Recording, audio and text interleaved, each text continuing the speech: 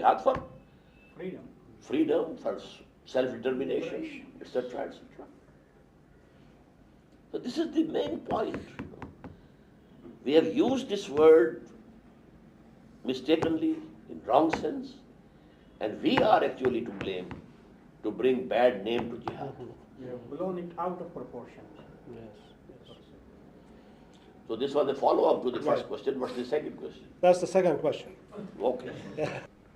You will agree that different Muslim societies or different Islamic movements will have to determine at what particular stage they are in on the basis of analysis of the objective conditions of their own societies.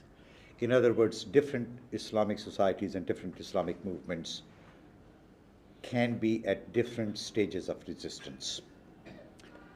You will also agree that it is possible that Islamic movements can make mistakes in terms of strategic choices or the objective determination where they are right now.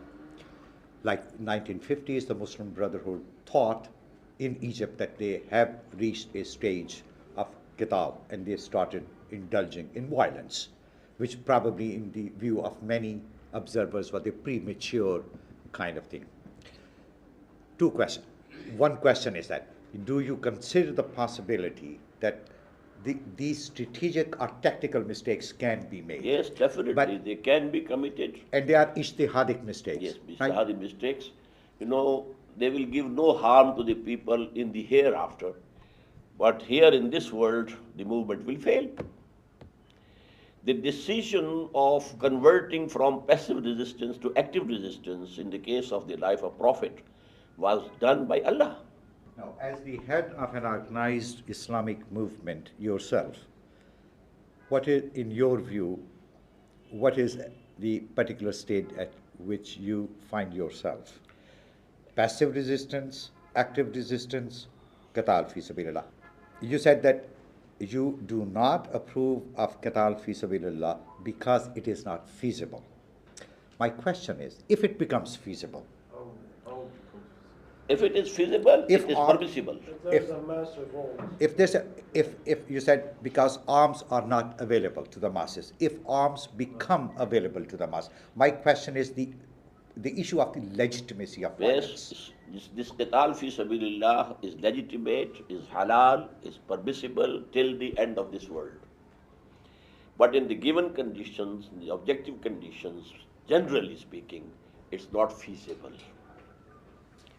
And at what stage you find your movement? My movement actually is in the very beginning stage. Dawah, purification of selves, organization. These three stages go hand in hand, side by side. Now the passive resistance in our case is not coming from outside. It's on the level of society. When we say anybody who joins us has to have halal, only permissible means of earning, and he has to give up those things which are forbidden. Now there is a struggle in the family. Even his own wife and children may be against him. We were having better times before, and now, we are hard. So if the segregation of sexes in parda and wheel, it is established, you may be an outcast from your relatives. So this is the passive resistance which we are meeting at this time. We are not strong enough in the eyes of the government that they suppress us. But generally speaking, the Tanzeem-e-Islami is not at that level up till now. I want to thank you again for being so frank, and I'll ask you a question. I'll ask you two questions, and I'll also try to be frank. The first is a minor question. In the struggle to convince, you mentioned that there should be dialogue. I think you said with Christians, with Baha'is, and with others. So my question is, what about dialogue with Jews, especially following the discussion that we had this morning? That's my minor question. My major question... Let me answer the minor Yes, one. fine. All right. The dialogue with Jews is a must for Muslims. Oh, that's okay. قُلْ يَا أَهْلَ الْكِتَابِ تَعَالَوْا إِلَىٰ كَلِمَةٍ سَوَاءٍ بَيْنَنَا وَبَيْنَكُمْ. Say, O Muhammad, O the people of the book, the Jews and Christians, come, we should meet at something which is common between us. Allah na'budu illallah, that we shouldn't worship anybody, anything except Allah. So that is the call. All right, fine. That's a clear answer. Now, my next question has to do with what you've said about the levels of jihad, and I want to focus for a moment upon Palestine, Israel. Palestine. Now, one thing I think that we would definitely agree upon, there in that struggle, we have an oppressor and we have the oppressed. The Palestinians are the oppressed, and the Israeli government from the beginning of the state has been the oppressor. That may not be 100%, but that is well over 90% of the situation of the conflict. So that is clear. It also is clear, is it not, that Palestinians have, perhaps not sufficiently yet, but Palestinians have attempted to and have gone through the first two stages. There has been passive resistance. That is to say, they've shown much patience. And we can say, can we not, that since December of 1987, when we had the first Intifada, we have gone to your second stage of resistance that is still non-violent mostly, but is an advance from the first stage, and actually for some time, limited time, produce some positive results.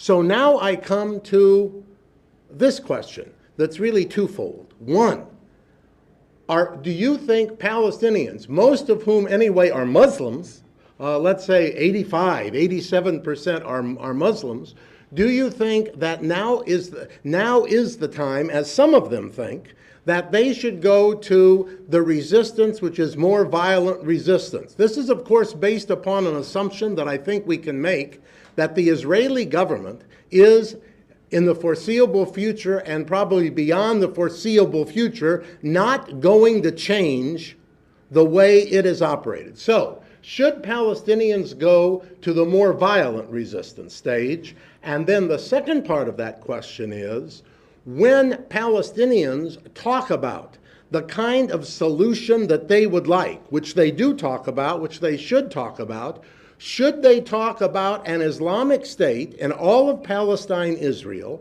And if indeed that is the answer, that it should be an Islamic state, then my question is, does that mean, which I infer it would mean from what you had said, that then if that did hypothetically come into existence, that the 5.2 million Jews who presently are there, those Jews might be granted human rights up to a certain point, but not be granted political rights and not have the right to engage politically in the governance of that Islamic state? First of all, brother, I think the conflict in Palestine is not ideological. It's national. Muslims have become a nation. They themselves don't practice Islam. And PLO was basically a secular organization. It had nothing to do with Islam. So this is absolutely a different question and a different background. We can say that they are fighting for their right, yes, and I said it's okay to get the rights. Now secondly, if an Islamic state is established, supposedly, in Palestine, the whole of it, then the Jews will be a minority over there. They will have the right to live there, to earn there. They will have full religious freedom. Their synagogues will be protected more than the mosques. Because in one ayah of Surah Al-Hajj, Allah has mentioned synagogues and churches and masajid, but masajid came last. So, لَهُدِّمَتْ صَوَامِعُ وَبِيعٌ وَصَلَوَاتٌ وَمَسَاجِدُ يُذْكَرُ فِيهِ اسْمُ اللَّهِ كَثِيرًا. So all these, synagogues and churches, and then masajid also. I wonder how you would feel about the following. From 1917 to 1989, the chief organization that struggled against oppression were the Marxists, mainly from Russia. And since that time, since 1989, the Islamic peoples, if I can call them that, have taken up the cudgels against Western capitalism. And the way you formulated your final 3 stages, I wasn't quite sure whether I was listening to somebody who was a Marxist or as an Islamicist. Because I have been listening to this discourse on struggle against oppression for many years.